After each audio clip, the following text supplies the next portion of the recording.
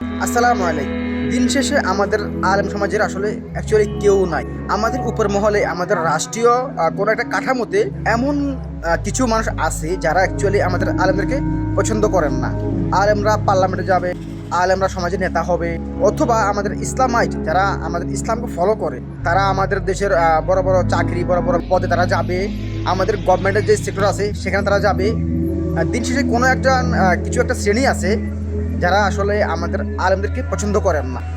এখন আমি একটা কথা বলি, দিন শেষে আল্লাহর যে আইন, আল্লাহর যে বিধান, নবী রাসূলদের যে সুন্নাহ, এই সুন্নাহকে যদি কেউ ধরে রাখে বা যদি কেউ ধরে রাখার সক্ষমতা থাকে, তাহলে সেটা হচ্ছে আমাদের এই আলেম সমাজ। আমরা দেখি আমাদের প্রত্যেকটি বিষয়ে আমাদের আলেমদেরকে যখন প্রয়োজন তখন ইউজ করা হয়। আন্দোলন বলেন, বিভিন্ন দাবি বলেন, বিভিন্ন সময় আমাদের আলেমদেরকে টোপ দিয়ে বা তাদেরকে একটা ট্রিক্স বানিয়ে তাদেরকে ব্যবহার করা হয়, কিন্তু ফাইনালি তাদেরকে আসলে রাষ্ট্রীয়ভাবে বা আমাদের ন্যাশনালিটিভাবে তাদেরকে খুব একটা মূল্যায়ন করা হয় না।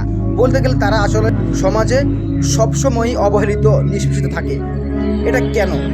আমাদের কোন সেক্টরে কাজ করতে হবে এটা নিয়ে আপনি দেখেন। যদি একজন ইসলামাইট তিনি যদি আমাদের পুলিশে যান তখন সেখানে তার চাকরি হয় না। তিনি আমাদের গভর্নমেন্টের বড় কোনো পদে যান, সেখানে তার চাকরি হয় না।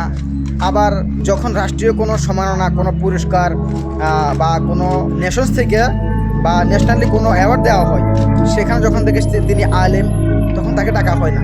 কেন?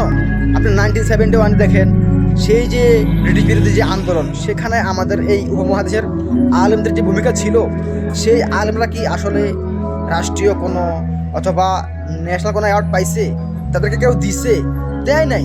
ওই দিন শেষে আমাদের আলেম সমাজ সবসময়ই অবহেলিত, কিন্তু এদেরকে প্রত্যেকেই ব্যবহার করে। তবে ইনশাআল্লাহ সামনে আমাদের যে ইলেকশন 26-এ, আমরা আশা করি আমাদের এই জেএনজি, আমাদের এই জেনারেশন জুমার্স, তারা অ্যাকচুয়ালি আমাদের আলেমদেরকে মূল্যায়ন করবে বা ভালোবাসবে। তাদের যে প্রাপ্য সেটা আমাদের আলেমদেরকে আমরা ফিরিয়ে দিতে পারবো ইনশাআল্লাহ।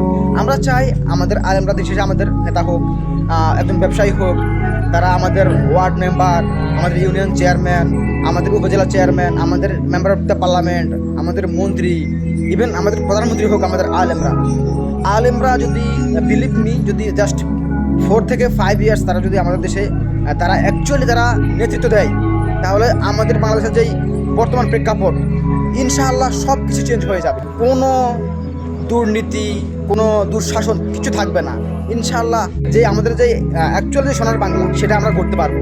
যে সোনার বাংলা আমরা সেই মোগল যখন আমল ছিল, মোগল আমল, ব্রিটিশ আমল যখন থেকে আমরা দেখে আসছি, অ্যাকচুয়ালি সেই সোনার বাংলা আমরা করতে পারবো। তো আমি বলবো আমাদের এই জেএনজিকে বলবো, এখন আর ভুল করা যাবে না।